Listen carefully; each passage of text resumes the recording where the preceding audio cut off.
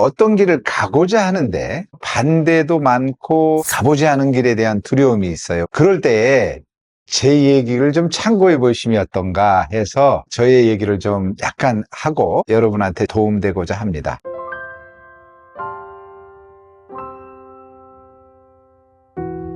안녕하세요. 행복한 우드워커 이승석입니다. 저는 굉장히 적극적인 사람인 것 같습니다. 친구들이 개업한다고 해도 안 와요. 하도 많이 바꿨기 때문에요. 약간의 영업에 대한 경험도 있었고, 그 다음에 어떤 그 유통에 대한 경험도 있었고, 어떻든 저는 참 변화무쌍했던 것 같은데, 이 목공에 들어와서 지금까지는 제가 한 번도 이 업종 내가 잘못 선택했는데 잃어본 적이 없습니다. 저한테 맞은 거죠. 그런데 이 과정도 저한테는 아주 만만치는 않았습니다. 처음부터 반대에 부딪혔습니다. 제가 H사라고 할게요. H사는 아실 만한 분들 다 아십니다. 목공방의 독일 체인점인데요. 그 체인점 본부장님이 저한테 가이드라인을 주셨는데 30평 내지 40평 정도의 규모를 얻으라는 겁니다.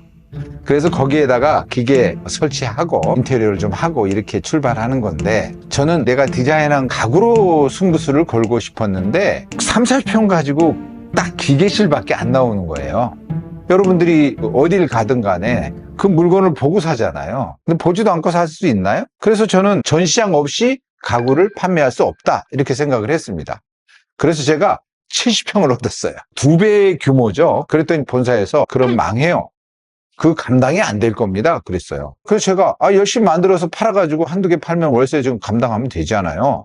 그리고 그냥 제가 하는 대로 했습니다. 한 1, 2년 지나니까요, 그거 효과가 나왔습니다. 수지 성복동에 개천길 옆에 제가 공방을 했었는데, 지나가시다가 밤 9시, 10시, 11시까지 불 켜놓고 뭔가를 뚝딱거리는 걸 지나가는 분들이 보신 거예요. 제가 만들어 놓은 거를 보시고 이거 비슷한 걸로 해서 우리 집에 하나 해주세요. 상담을 해서 그거를 하나 만들어 갔습니다. 그리고 어쩔 때는 제가 너무 이쁘게 생각하는 게 있어요. 그러면 제가 고객분한테 그랬습니다. 선생님, 제가 이거 하나 만들어 보고 싶은데 주문 좀 해주십시오. 그럼 제가 원가로 만들어 드릴게요. 내 인건비만 들여가지고. 나는 만들어 보고 싶은데 주문을 해줘야 만들잖아요. 그래가지고 그것을 기반으로 해서 또 전시했던 겁니다.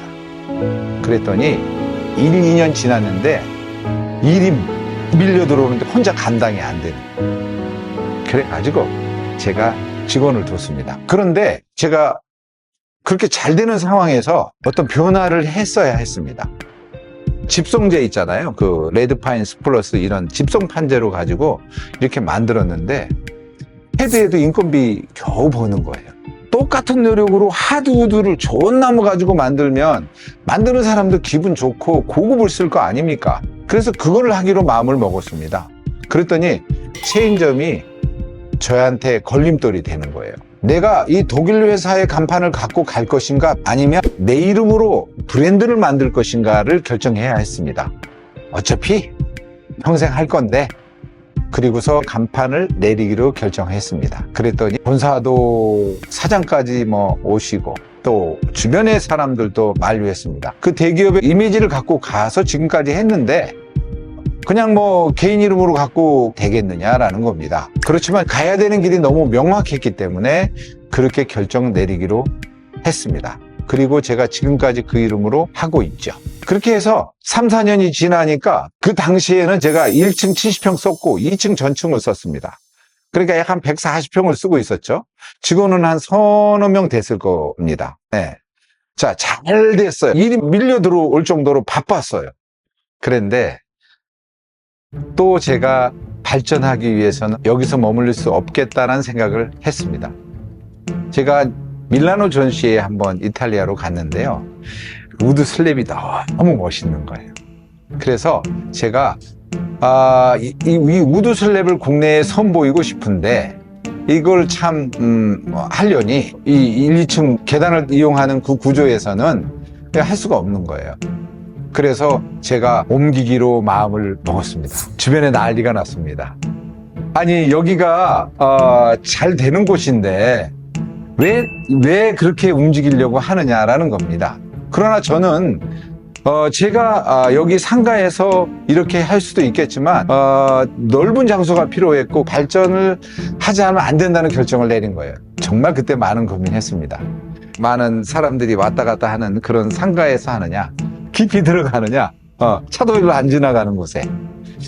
제가 그 무렵에 그 주변에 있는 그 아주 유명한 산사랑이라고 하는 식당에 가서 식사를 했는데 깜짝 놀랐습니다.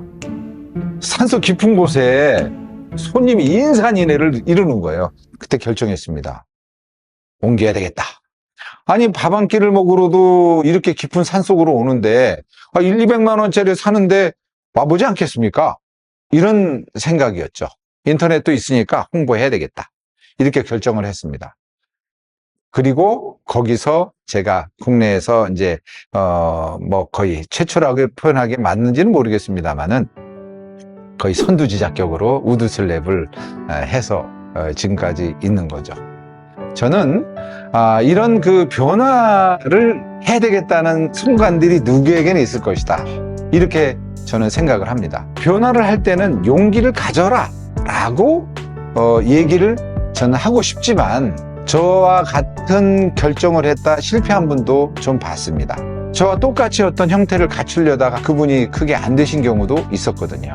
이러한 결정을 하기 전에는 반드시 필요한 게 있다. 이렇게 생각을 합니다. 뭘까요? 제3자의 입장에서 그게 소비자일 수도 있고 관계 거래처일 수도 있는데요. 그쪽의 입장을 바꿔놓고 좀 생각을 해볼 필요가 있다는 거예요. 어떤 거냐면 정말 좋은 제품을 이 정도로 내놨을 때는 분명히 나를 선택해 줄 거야 라고 하는 확신이죠. 본인 스스로가 결정한 것에 전적으로 믿어야 된다라는 겁니다. 그리고 객관성을 띄고 확신이 들었을 때는 과감해야 되는 거예요.